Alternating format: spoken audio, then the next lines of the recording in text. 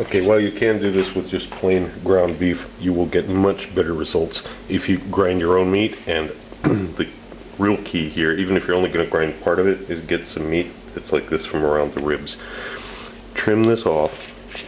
You can use this in two ways. You're going to trim this off and cube it up, and then we're going to roast the bones that come off of this. You're going to roast these and get the juices that come out of that, and that will also go into the mixture. Then after a few minutes, you get it down to where it's just bones here. I've scraped off all the extra fat. There's just a little bit of meat clinging to these bones. These are going to be roasted. The rest of this is going to be cubed up and used to actually make the meatballs.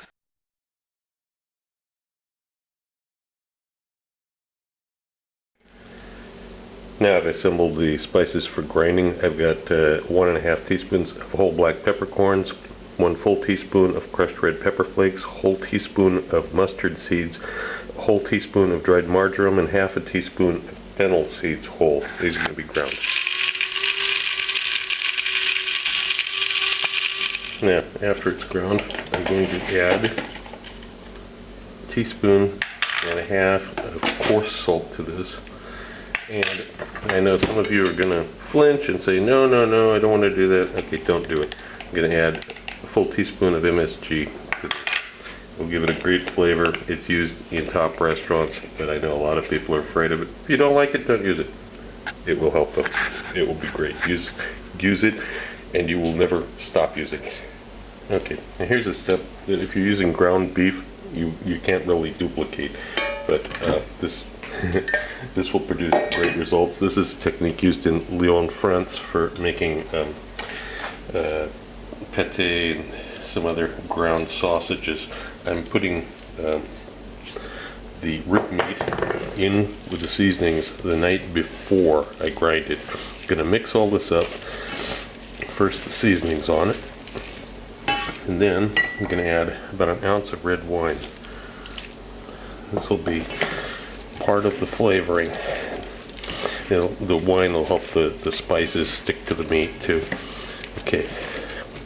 Now this gets sealed up under some plastic or in an airtight box and gets left in the refrigerator until the next morning. We'll grind it then rather than just grinding it now.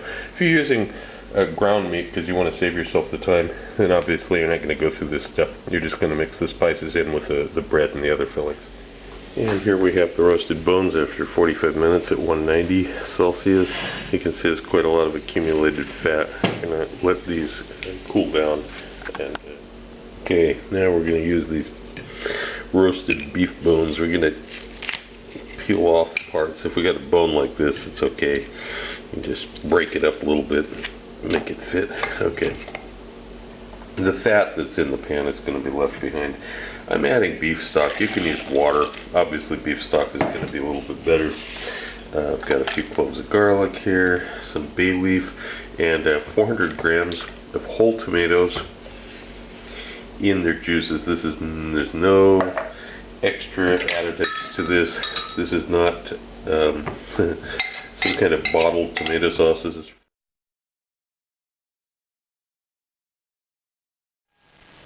and 8 hours later, this is what we get out of the oven. We're going to have to strain this. Okay, strain this through, push it down as much as you can. This is your tomato beef broth base. It's not the entire sauce the meatballs are going to cook in, but the important part of it. Okay, now I've strained this off. This tastes really good already.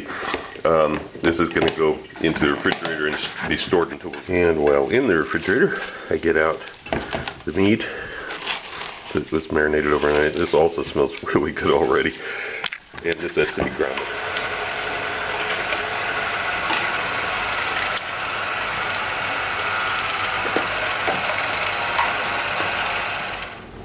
Here's what it looks like after it's gone through the grinder 2 times.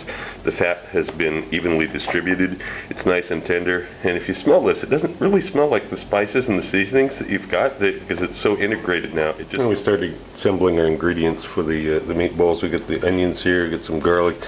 I'm going to pre-cut this basil into a little chiffonade simply because I don't want the any large pieces in it, and the food processor won't be very good at dividing it finely enough. So I'm going to start it off with a chiffonade. And the garlic cloves, you can just, you know, kind of cut them in half. The onion, cut it in quarters. It's fine. Food processor will do that.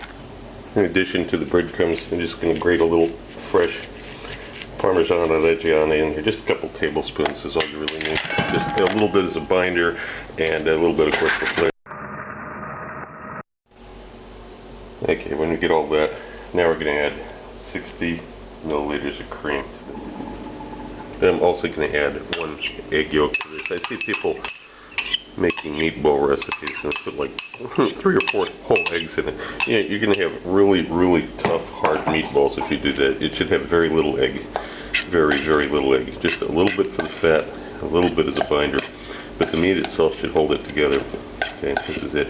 Now, we can combine all this meat back in there and start mixing it around with the hand.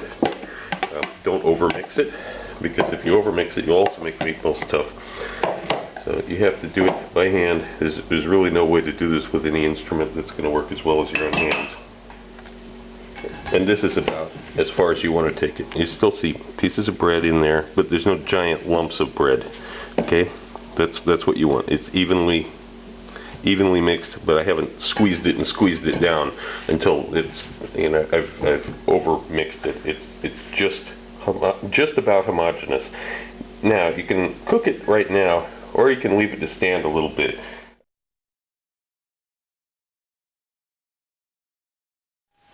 And you should end up with 20 to 25 meatballs like this. You're going to dust them with a little bit of flour, and then kind of shake them around on the plate a little bit in order to coat the outsides. You don't want to dredge them in flour. You want a little bit on the outsides. And we're obviously going to have to fry these in 2 batches because it's too many to fit in the pan.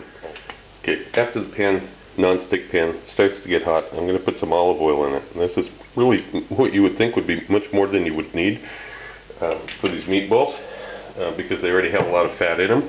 Don't worry about that, because we're going to be using the same oil for second application for cooking the tomato sauce and making it into a tomato paste. But first, the meat. We want to flavor the oil with the meat.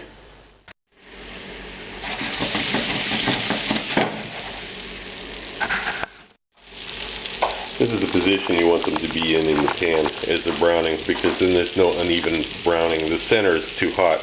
Around the edges, they'll get a little bit of heat radiated in from the side, and they'll also get, more importantly, very evenly cooked, because the edges of the pan are most evenly.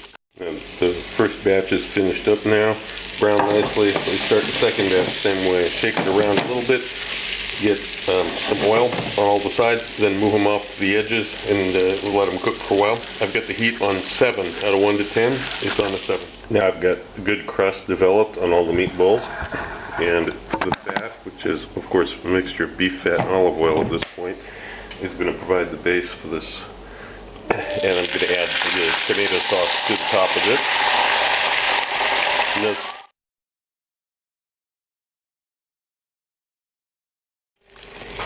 okay, I'm not stirring it. I'm just going to cook it with a splatter guard over the top of it. After 5 or 6 minutes, you start seeing little holes like this opening up. I'm not sure if you can see it.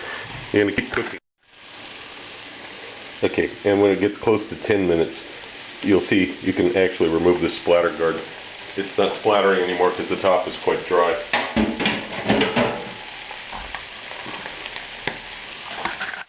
Okay, now finally I'm going to give this the first stir. First stir, since the tomato sauce was added, it sat there for 10 minutes. Now we're going to keep reducing it, stir it once in a while. It won't splatter too much now because most of the really excess moisture is already gone. But we got to reduce it down more than this. This is not enough. We want it to get to paste consistency. So now you can stir it fairly regularly. Taste it once in a while. See if you think it needs a pinch of salt. Depends on the kind of tomatoes you use. It may need a little sugar. Let's see. Okay, what I did is I reduced the heat to 5, and I've cooked this for almost 10 more minutes. You can see that it's a paste now. There's no saucy, thin liquid left. This is the stage you want. Now, got this braised tomato beef that we made last night in the oven. This is going to go in. Stir this around a little bit. You can taste it again, see what you think, see if you think it needs more salt. But really it's best to add the salt after the meat simmers in it. So now the meatballs go in. You've got enough space in a large skillet like this for them to all go down, but of course you'll have to turn them around a little bit as they cook. And these have to simmer for quite a while. We're going to keep them at a low simmer though.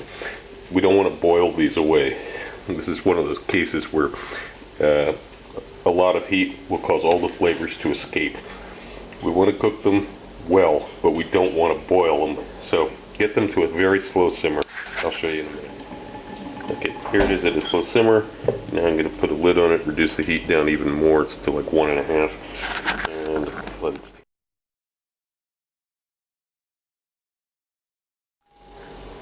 Okay, it's been 45 minutes now. And I'm going to remove the lid now. Continue the simmer here. A lot of fat has floated to the surface. That's okay. Just loosen these meatballs. Make sure they're not sticking. That's why you use a Teflon pan too. You do not want them sticking to the bottom. They'll break up. They're pretty soft and tender. So now I'm going to reduce this a little bit more. And I'm also going to add a little splash of red wine vinegar. It's like just a little, like about a tablespoon over the top of the whole thing. That'll help give it a little, that acidity will help pick up those flavors.